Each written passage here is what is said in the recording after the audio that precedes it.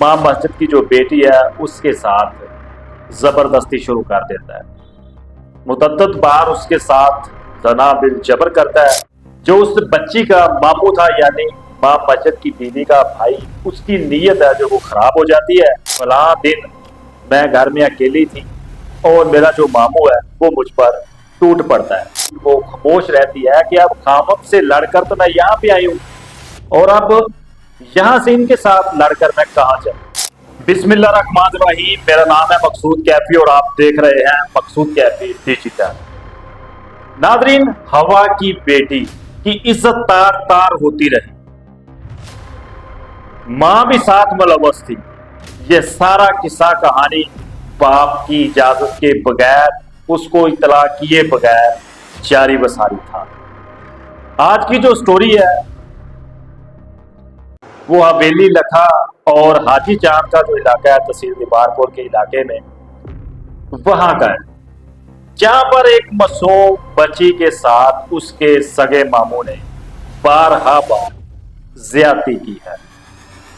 होता यूं है, एक इमाम मस्जिद साहब है जो कि अल्लाह के रास्ते में निकले हुए थे। किसी मस्जिद के अंदर इमाम मस्जिद थे, नमाजें पढ़ाते थे और घर कोई एक हफ्ते 10 दिन बाद जाया करते थे। उनका कोई अपनी बीवी के साथ मामला पेश आ जाता है, लड़ाई झगड़ा हो जाता है, जिस तरह अक्सर औकात घरों के अंदर लड़ाई झगड़े हो जाते हैं।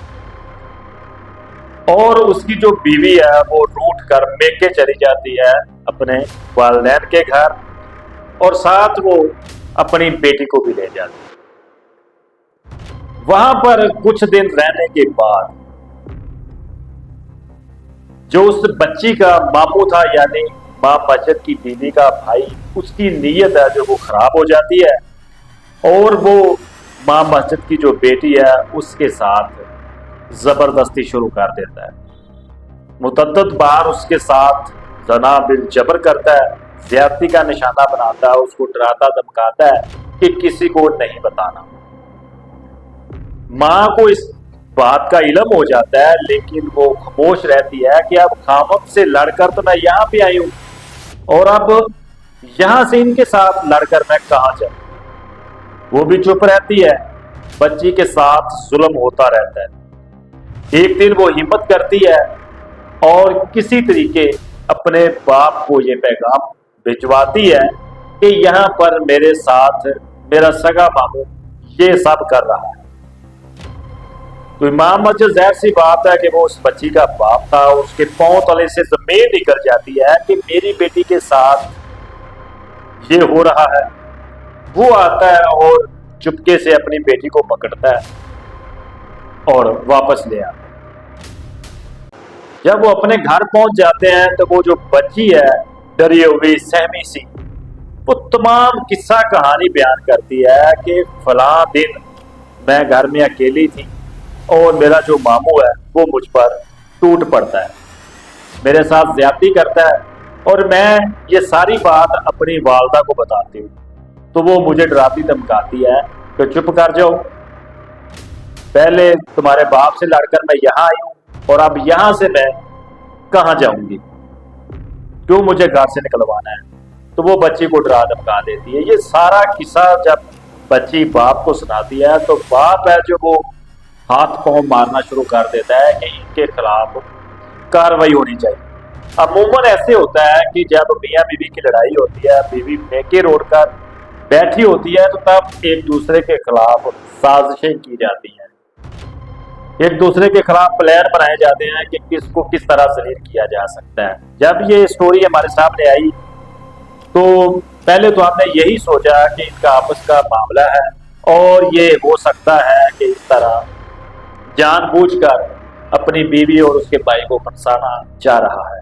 लेकिन जब हम इस पर तहकीक करते हैं, थोड़ा सा फर्क करते हैं, तो वो मां मस्जिद है जो वो फूट फूट कर रोने लगता है और उसकी जो कही हुई बातें थी वो बिल्कुल हमारी तहकीक के मुताबिक दुरुस्त साबित हुई और तब जाकर हमने ये स्टोरी करने का फैसला किया। अब मां मस्जिद साहब है जो उन्होंने अपनी बेटी के साथ ज़िना की जो दरखास्त है वो थाना हवेली लखा में गुजार दिया है اور مقدمے کے لیے ان کی دگودو جاری ہے کہ کسی نہ کسی طریقے میرے سالے یعنی کہ اپنی بیوی کے بھائی کے خلاف مقدمہ درج کرواؤں تاکہ اس کو عبرتناک سزا مل سکے، کیونکہ یہ کوئی معمولی اور چھوٹا واقعہ نہیں ہے۔